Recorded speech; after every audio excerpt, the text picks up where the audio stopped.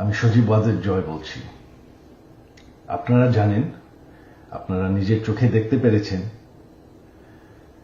যে জাতির জনক, জাতির পিতা বঙ্গবন্ধুর বাসা, সেই ঐতিহাসিক ৩২ নম্বরকে পুড়িয়ে ফেলা হয়েছে। এই প্রটেস্টার তো বলবো না, এই মব জাতির পিতার বাসাকে পুড়িয়ে ফেলায়।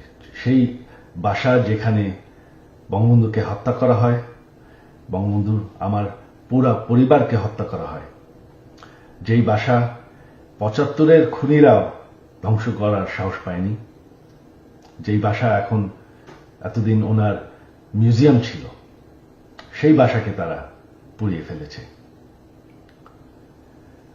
বঙ্গবন্ধু একটি দলীয় বিষয় না, বঙ্গবন্ধু হচ্ছেন জাতির পিতা। বঙ্গবন্ধু না থাকলে আজকে আমরা বাংলাদেশ হতাম না, আজকে আমরা পাকিস্তান হয়ে থাকতাম।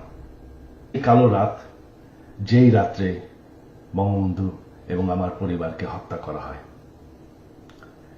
আমার আহ্বান বাঙালি জাতির কাছে যে আপনারা যদি স্বাধীনতার চেতনায় বিশ্বাস করেন, আপনারা যদি বাংলাদেশকে ভালোবাসেন, আর এই যে বাংলাদেশে বাস করছেন, এটাকে মেনে নেন যে বঙ্গবন্ধু আপনাদেরকে স্বাধীনতা দিয়েছে, আমাদেরকে স্বাধীনতা দিয়েছে। শান্তিপূর্ণভাবে ৩২ নম্বরে গিয়ে ফুল দিয়ে আসবেন, দোয়া করবেন বঙ্গবন্ধুর জন্য, স্বাধীনতার চেতনার জন্য এবং আমার পরিবারের জন্য। এই হলো আমার আহ্বান আপনাদের প্রতি। ধন্যবাদ। জয় বাংলা, জয় বঙ্গবন্ধু।